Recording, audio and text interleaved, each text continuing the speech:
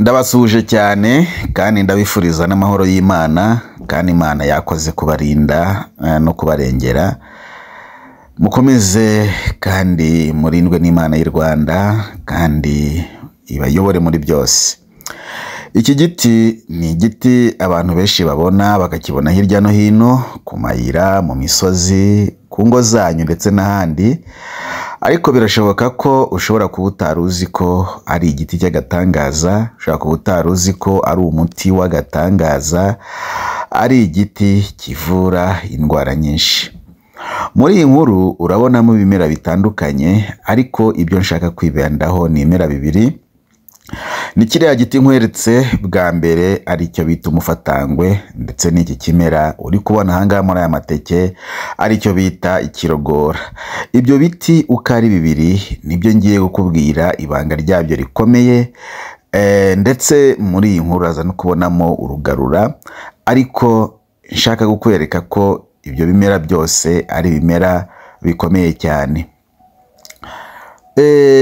Rero umufatangwe ndetse n'ikirogora ni ibiti bikungahaye cyane ku mbaraga z'ubuvuzi, by'umwihariko ubuvuzi gakondo, ubuvuzi kamere. Kandi nkaba nkomeje no kuguha ikaze mu ivuriro Natural Life Medicine, aho tuvura indwara zitandukanye, indwara z'amarozi, abo bazinze, ibitegano, ibihorano, ibitamikano, ndetse indwara z'amashitani n'izindi. Ariko muri iyi nkuru rero nkubwiramo ko umufatangwe uvura indwara zikomeye cyane. Umufatangwe abantu iyo uwuvanze n'ikirogora ukajya unywa amazi arimo umufatangwe n'ikirogora, ukira burundu indwara zigendanye n'imitsi, indwara zigendanye n'uburibwe bwo mu ngingo, kandi bikavura ama infection cyane cyane ku badamu, nyine birumvikana no ku bagabo, kwihagarika ukababara ndetse bikoza uruhago. Kandi ugasanga bino bimera na wa muntu byegura n'imisemburo, kugira ngo ku bantu bakunda gutwita inda zivamo cyangwa se binagoranye gusama, ibi bimera byombi birabafasha cyane. By'umwihariko rero ikirogora kikaba kigira n'uruhare cyane rwo gusohora amarozi mu mubiri, cyane cyane amarozi nyine ayo bita ama infection yo mu maraso, ndetse n'amarozi yandi asanzwe. Ariko ibibabi by'ikirogora none ukaba ushobora kubyifashisha wivura ibiheri byo mu maso, hanyuma bigakira burundu, cyangwa se za nkovu ziza mu maso, ibyo byose bigakira burundu wifashishije ikirogora, ndetse bigakira burundu.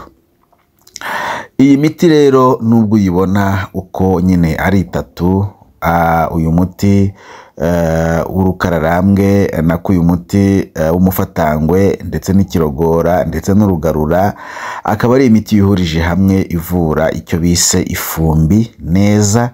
Kandi akaba ari n'imiti ikora ku mwijima, ndetse akaba ari imiti ibyimbura. Urabona hari ukuntu abantu babyimba amaguru, ugasanga umuntu yabyimbye amaguru, agakanda inyama ziragenda zihuza, amaraso adatemberamo neza, wakanda ku mubiri, umubiri ntugaruke. Ndetse ibi bimera byombi uko ari bitatu nanakwibire n'ibanga ko bigabanya ku kigero cyo hejuru indwara zigendanye n'isukari, kandi zikazivura ukoresheje ibi bimera uko ari bitatu. Urugarura ruvura, ndetse n'ibyo bimera nyine bihuje bikuvura ifumbi neza, kandi bikakuvura nyine n'izo ndwara zindi navuze haruguru ukoresheje nyine ubwo buryo nakubwiye.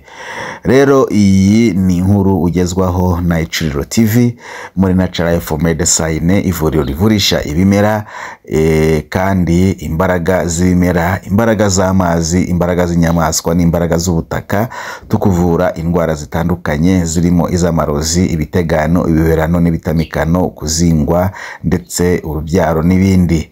Ndakwifuriza rero amahoro y'Imana, ukomeze ugubwe neza, kandi ukomeze ubane natwe. Ibyo udasobanukiwe utubarize muri komenti, kandi wibuke ukore subscribe niba utarigeze uyikora. Niba utarakoze share uyikore, like nabwo uyikore, urabugize neza cyane, uduteye inkunga. Urakoze cyane.